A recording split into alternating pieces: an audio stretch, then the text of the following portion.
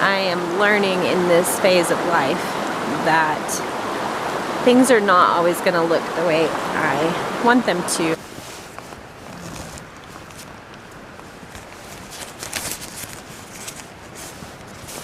The tent has some of the outside fabric stuck in it, and a zipper. Thankfully our tent has 3 doors, so he's going out one of them to help me. I was trying to slip out quietly so that I could go to the bathroom.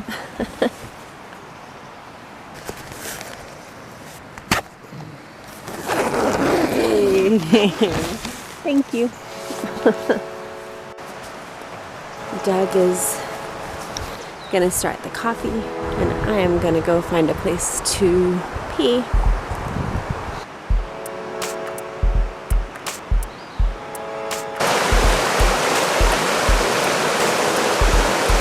The people who brought us the wood last night said that they are leaving this morning, and their campsite is right up next to the river and actually has a drive-in spot. And they said, when we go, you could grab our campsite. It's a really great campsite. And so we may end up moving our campsite down. But after that, apparently from here you can hike up to Springer Mountain where the AT starts. I was thinking we could hike up and hike back, but the kids are really not into that. And this is their restful time too, before we all go work in Colorado all summer. And they love playing in rivers and building little temporary dams and bridges and finding rocks and just playing together. And today is going to be an 80-degree day. So I am inclined to go ahead and move camp and then let them play in this as much as they want to. The boys are going to make breakfast, and then once our neighbors clear out, then we will take their spot and then start playing for the day.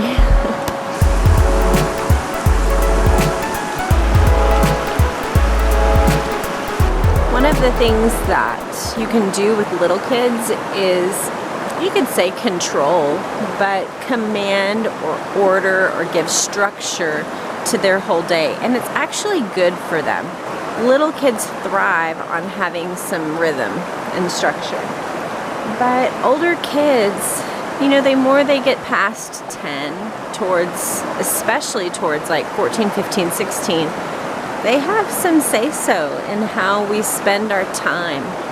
It's no longer the case that I can just plan out what we're gonna do always, and always have it be satisfying to everybody. The older our kids get, the more I'm trying to bend and flex to consider their interests as well as my own, and not just have it be that it's my way or the highway. Ultimately, I'm trying to raise adults that think for themselves and that can make a good decision. And if I make all their decisions for them, then they get less and less opportunities to take any real risk and find the rewards in it. And last night they were all talking about how much they wanted to play right out here. Rather than pushing through, hey, we're all gonna do 4 miles up on the AT and 4 miles back. Instead, they'll get to play. Maybe Doug and I and the little kids will get to do some time on the AT. It won't look exactly the way that I thought, but that's okay. I am learning in this phase of life that things are not always gonna look the way I want them to. And you know, I'm okay with that. And I think it's good preparation, because I'm gonna have up to 8 daughters-in-laws who are gonna wanna run their families and their holidays and their meal times and their rules about food and their plans for family vacation. They're gonna want to run those things the way that they want to. They're not going to want to kowtow to everything the way I want it to be. I don't need to have such a force of nature personality that I can't adapt to who's actually here. So I'm trying to intake those thoughts and practice them now while I have teens who are becoming young adults, so that by the time our family is populated with adults and maybe grandkids too and everything, I will be a more flexible, kind-hearted, adjustable person that can roll with what comes. Where did you sleep last night? Nah. With May in the tent? Was it hot and toasty or was it cold? Cold. It was cold. Do you want to go on a walk with Mama? Yeah?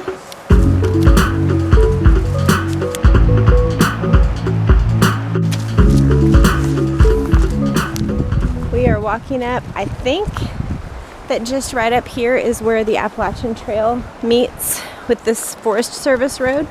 So I'm going to investigate to see if my guess is true.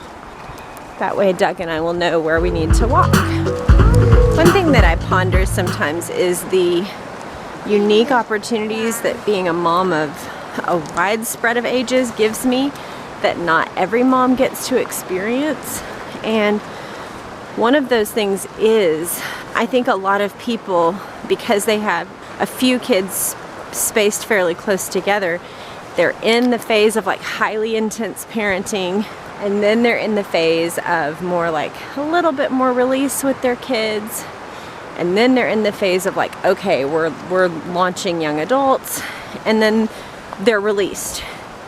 Whereas we have all of those all at the same time, and I think it does give me a little bit of a different perspective. One of the things that I hear sometimes from older moms is them abandoning all the advice that they used to believe was true when they had toddlers. And I think one of the reasons why that kind of like intense parenting advice gets abandoned is because they're not still having to practice it and say, no, you come with me, or no, you obey. And you cannot treat a 2-year-old the same way you treat a 16-year-old. And I know that there are those who would advocate and say, well, you can slow down or whatever. And I think when you have 1 or 2 kids, you probably can do that. But when you have 8 kids and a plan, the 2-year-old can't rule the day. It doesn't mean you don't pay attention to their needs, but you are definitely the parent and you see the whole picture way more than they do. I think having a wide spread of ages actually gives me the opportunity to not throw up my hands and give up on parenting little kids with deliberate guidance in a different way and in a unique way from the way that we interact with teens and young adults. Let's go see if we can find the white blaze. Let's go see. Maybe I'm too much of an AT fangirl. I don't know. We did not find the white blaze yet, so we must be camping a smidge further than I thought. We don't have any service, so I can't check to see how close the AT is, but we can drive up later when we want to go for our hike.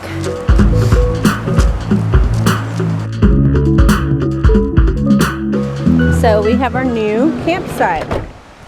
Much huger, much flatter. We have a sandy beach right there.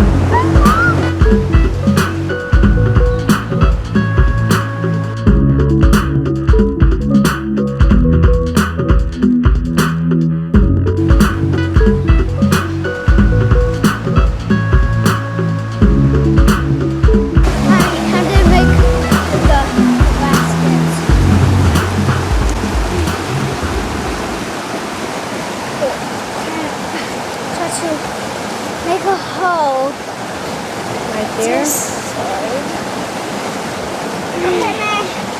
And this. And then you have a little basket. Yeah. That's neat. And everybody can have like 2 strawberries. Yeah. Well, we got our tent moved from over there. We are gonna pack up and go do a 1-mile waterfall hike on the Appalachian Trail just to kill some time because it's still in the 60s right now, but today is supposed to get up to 80. So the kids are eager to play in the water, and so they're gonna have the chance to do that once it warms up a ways. We're on the Appalachian Trail and we're going to Long Creek Falls. You guys see the white blazes? We're gonna follow them. You see the white blaze? Look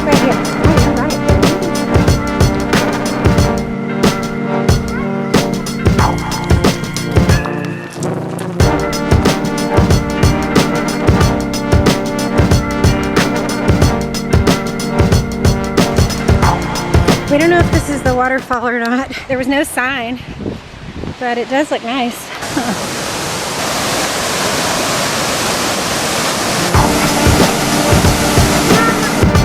Then they're gonna go out to that log.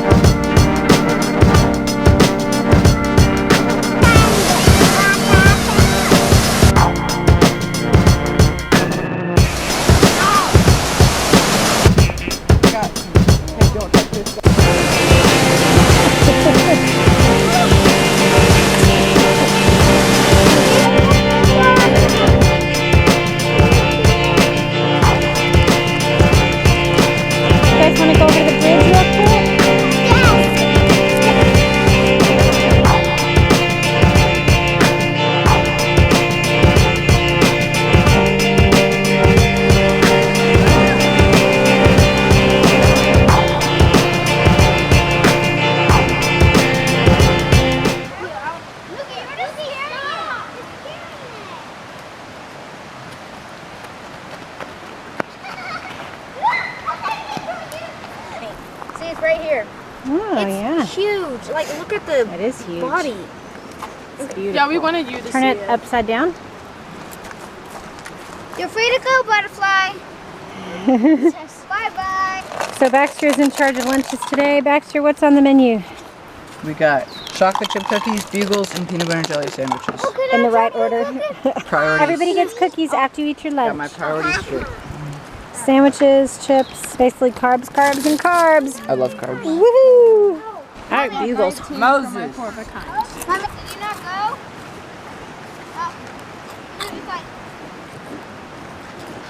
He's like, May and I are wrapping up our game of Yahtzee, and she is smoking me. It's so bad. Look, I need 6s for my Yahtzee. This is not good. Last time she rolled 4 6s. 2 6s is not so bad. All right, I'm on my last roll of the game, and right now, all I have left to fill in is my Yahtzee hole. it's a bunch of baloney. Right there. It's like the last thing she needs. And is a I have Yahtzee, and 4 she's already 3s. this So here we go. Last roll of the game. No, 1 roll. This is it. It's all hinging right here. Here we go. Yes! Let's see. Get it! Oh! I got my Yahtzee. It was my very last possible roll. And Baxter told me to fill in my Yahtzee earlier with a 0, and I didn't. I opted to fill in my 4 of a kind with a 0, so now I get 50 points. Baxter's the only Woo! That was my last possible roll. one. Woo! I It's a finished. bunch of baloney. Your last roll is a Yahtzee. I want to do the math. Okay. 31, 41. Oh my word. Show those dirty hands to your daddy. Go wash your hands in the water. Baxter and I just decided that we are going to go off on our own little adventure. We are going to get Doug to drop us off at that AT crossing, and we are going to hike up to Springer Mountain and back. Or try. It's about 4 miles to Springer Mountain, and it's only 1,500 feet elevation, so we think we can do it and get back in time for at least bedtime, but maybe in time for dinner. 2-year-olds never really understand. You ready? Alright, see ya. Love you too, darling. Thanks for here to pack. Springer Mountain.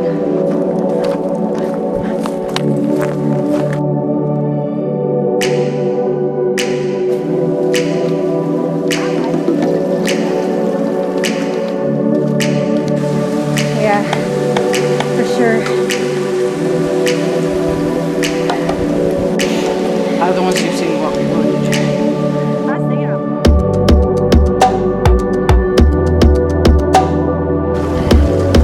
It's pretty wild.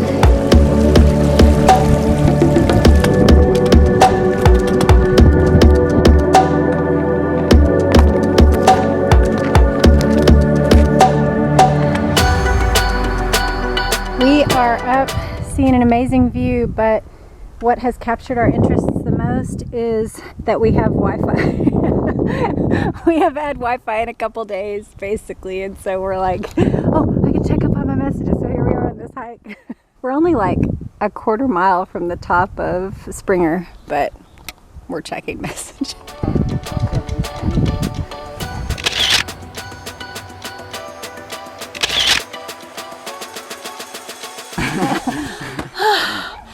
We made it. No. It's 4:07. When did we leave? So that means we left, I think Daddy dropped us off at 2, basically. So we made it 4.5 miles in 2 hours. Not bad. Score. And 4.5 uphill. Nailed it. Are you telling me to be your trash lady? All right, we're at the top of Springer. How does it feel? Fine and dandy. I'm glad we made it, huh? Yeah, for sure. Faster than I thought. Faster than I thought, too. I thought we could do it in about 3 hours was what I was kind of thinking. Not bad, not bad. But we went uphill almost 4.5 miles in 2 hours. Sweet. Now we're just downhill 4.5 miles for a 9-mile hike. Whoop. Whoop. So we are making our way down from Springer Mountain. We have 4.3 or 4.5 miles down to where we are camping, and we are hoping to get there maybe by dinner, but at least by campfires because Baxter wants s'mores. It's been a really nice hike.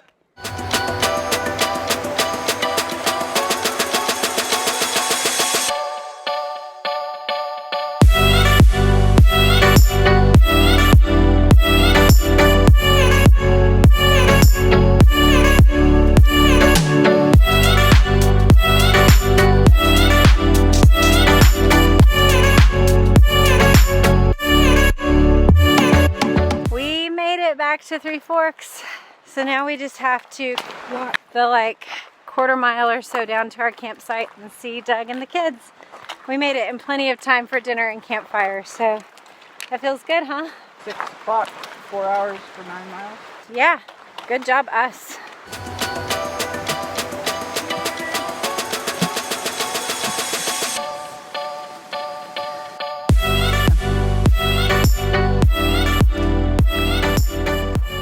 So Baxter and I made it back from our hike, and the only real thing that I had was that my hips, like, it felt like they were just like this machine, like doo, doo, doo, doo. I was like, man, I bet you really get in the groove of it if you do the Appalachian Trail.